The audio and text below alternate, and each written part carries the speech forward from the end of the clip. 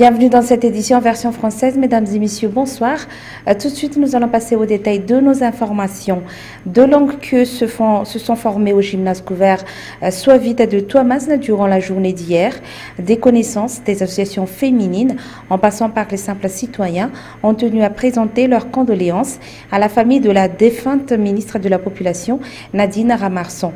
Le gouvernement, dirigé par le président de la HAT, Andra Zouil, et son épouse, y était également et ont assisté à la veillée funèbre.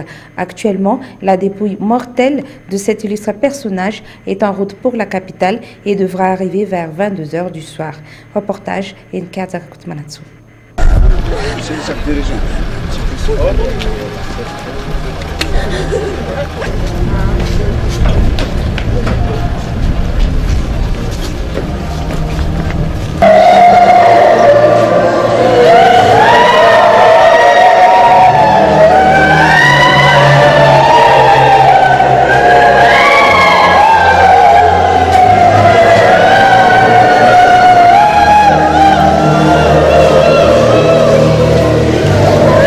Hommage émouvante à la défunte ministre de la Population Nadine Ramarson au gymnase couvert Soivit hier et ce jour à Touamasne. Depuis l'arrivée de sa dépouille mortelle et celle de ses proches collaborateurs dans la matinée d'hier, les associations féminines en passant par les simples citoyens ont tenu à présenter leurs condoléances à leur famille. Le couple présidentiel y était présent depuis hier matin. Plusieurs membres du gouvernement ont fait également le déplacement pour accueillir la dépouille mortelle de cet illustre membre du gouvernement. Dans la salle, l'émotion était à son comble. Personne n'arrivait à retenir ses larmes, tant Nadine Ramarson avait laissé une empreinte indélébile dans le cœur de tous ceux qui l'ont côtoyé depuis sa nomination dans le gouvernement de transition en 2009. Ce matin, les dépouilles mortelles des 7 victimes du naufrage de Soneranvung ont pris la route nationale 2 pour être acheminées vers la capitale. Presque toutes les localités longeant la RN2 ont tenu à rendre hommage à cette protectrice des faibles et des défavorisés. À 19 h, le convoi était à Mouramang. À partir de demain, la dépouille mortelle de Nadine Ramarson sera installée au Palais des Sports et de la Culture de Touamasne, tandis que l'inhumation se fera vendredi prochain. Plusieurs dispositions ont été prises par rapport à l'accueil des dépouilles de Nadine Ramarson et son arrivée à Antananarivo. Un comité d'organisation a été érigé en Conseil des ministres. Une journée de deuil national a été fixée. Plusieurs autorités hiérarchiques ont été représentées au sein de ce comité, entre autres la présidence, la primature et le gouvernement. Une réunion a eu lieu ce jour dans la matinée pour tenir les dernières mises au point. Anna Muriel et Yves Chanel. Avant l'arrivée des dépouilles de la ministre de la Population et des Affaires sociales, Nadine Ramarson, dans la capitale, les membres au sein du comité d'organisation nouvellement érigé ont tenu une réunion dans la matinée au Palais des Sports et de la Culture de Touamasne, une occasion de mettre au point les derniers préparatifs quant à l'accueil du corps, les diverses organisations et instructions à respecter, sans oublier les consignes et le programme jusqu'aux funérailles, rappelant que ce comité a pu être mis sur pied suite à la décision du Conseil des ministres d'hier qui avait également fixé vendredi comme journée de deuil national.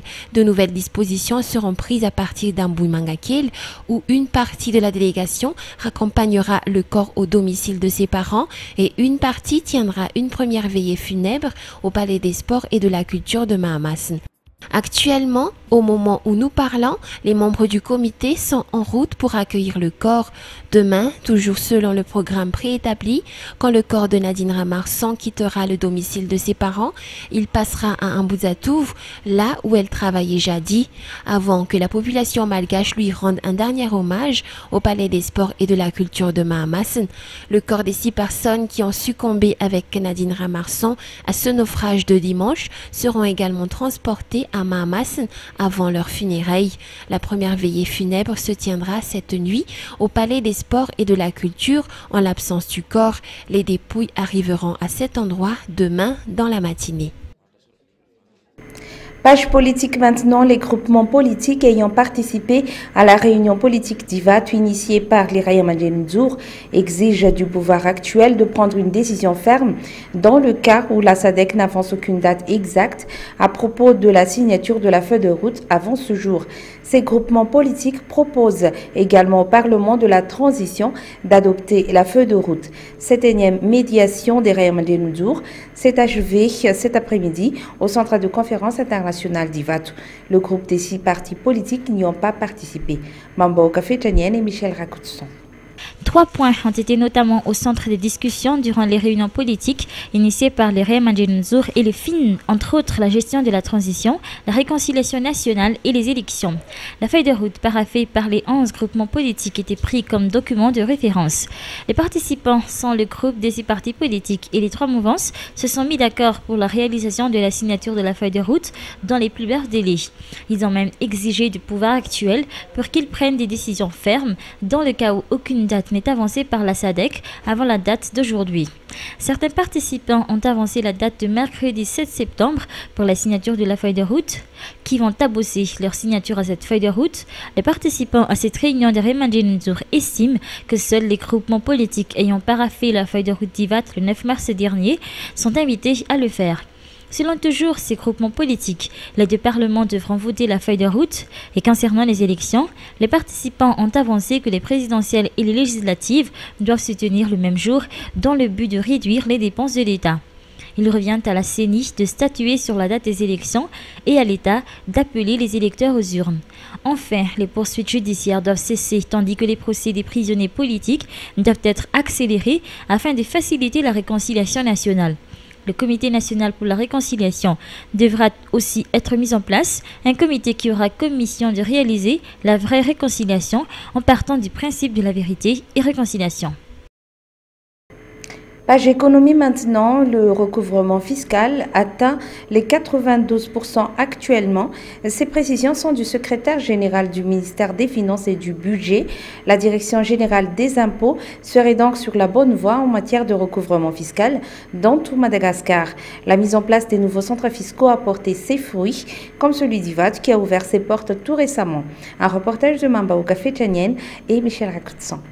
Ce tout nouveau centre fiscal d'IVAT a ouvert ses portes le 11 août dernier. Les contribuables issus des 6 communes environnantes, entre autres les communes d'IVAT Aéroport, IVAT Freisan, Anterouk, Atalatamat, Emermanjous et Mbatolamtsima Afout, utilisent ce centre fiscal. Selon les informations recueillies sur place, les prévisions ont été atteintes dans ce centre fiscal. Pas moins de 150 millions d'arrières de recettes fiscales ont été entrées dans la caisse de l'État depuis sa mise en place. Une performance due notamment aux efforts réalisés par la Direction générale des impôts afin d'approcher encore un peu plus les contribuables. C'est vrai que c'est un sujet qui est vraiment abondamment abordé ces derniers jours. Mais en fait, je pense qu'il faudrait peut-être souligner que les impôts, en ce moment, n'ont pas du tout sorti de nouveaux textes ou une nouvelle réglementation concernant le sujet abordé par ces détaillants, c'est-à-dire la vente sans facture. Ce qui se passe aujourd'hui, c'est qu'on essaie donc d'appliquer un texte qui existe depuis toujours, depuis longtemps, mais on essaie de faire appliquer ce texte. Tout donc l'objet de ces débats qui arrivent actuellement, mais moi je pense qu'il faut y aller progressivement et surtout ne pas arrêter d'expliquer aux contribuables, comme je l'ai dit tout à l'heure, leurs obligations et leurs droits également. Et là, les impôts ont un rôle pédagogique très très très important à remplir pour que, au niveau des contribuables, il n'y ait pas de malentendus. En ce qui concerne le recouvrement fiscal dans toute l'île, les 92% des prévisions initiales sont déjà atteintes, tandis que 150% de la performance révisée est déjà atteint. Ainsi, la Direction générale des impôts est sur la bonne voie quant à l'amélioration de l'entrée des recettes fiscales dans la caisse de l'État. 3 jours de suite, la population de Sainte-Marie a pu profiter des festivités liées à la 3e édition du Festival des Baleines au Tsoulabé, rappelant que ce Festival des Baleines figure parmi les événements les plus attendus dans cette partie de l'île où l'on constate un accroissement massif de l'effectif des touristes à cause du passage des baleines en provenance de l'océan Pacifique pour l'océan Indien. Mais malgré l'ampleur de ce festival, la clôture de ce grand rendez-vous culturel et touristique a été voilée. La clôture de la 3e édition du Festival des Baleines qui a eu lieu à Sainte-Marie a été voilée. Toutefois, les touristes étaient venus nombreux pour assister à ce grand rendez-vous culturel et touristique. Les responsables auprès des sites touristiques et hôteliers de cette partie de l'île ont souligné que leurs recettes ont remarquablement accru lors de cet événement touristique. La région d'Anna-Landshof demande à ce que les vols directs de Sainte-Marie vers d'autres grandes villes européennes soient mis en place. Sachant qu'à cette saison de l'année, les baleines quittent l'océan Pacifique pour rejoindre l'océan Indien, plus exactement le canal de Sainte-Marie, car à cette époque, l'eau retient une certaine chaleur nécessaire à leur reproduction et à leur accouchement. Ces animaux effectuent à cet effet environ 50 000 km. Il n'est pas difficile de percevoir leur traversée dans cette partie de l'océan. La perception de la traversée de ces animaux n'est pas difficile, ont souligné les responsables auprès de la CETAMADA, rappelant que cette région comporte 114 complexes hôteliers. Par rapport à cela, la région d'Anna-Landshof attire l'attention des responsables au niveau des transports à renforcer le nombre de vols directs en partance pour l'Europe, car jusque-là, le seul vol qui existe relie Sainte-Marie à La Réunion. Le ministère du Tourisme a rappelé que toutes les mesures pourront être prises pour améliorer le devenir de cette petite île. La saison touristique débute au mois de juin pour ne prendre fin que vers le mois d'octobre. Point final à ce journal. Je vous remercie de l'avoir suivi. Bonne soirée à tous.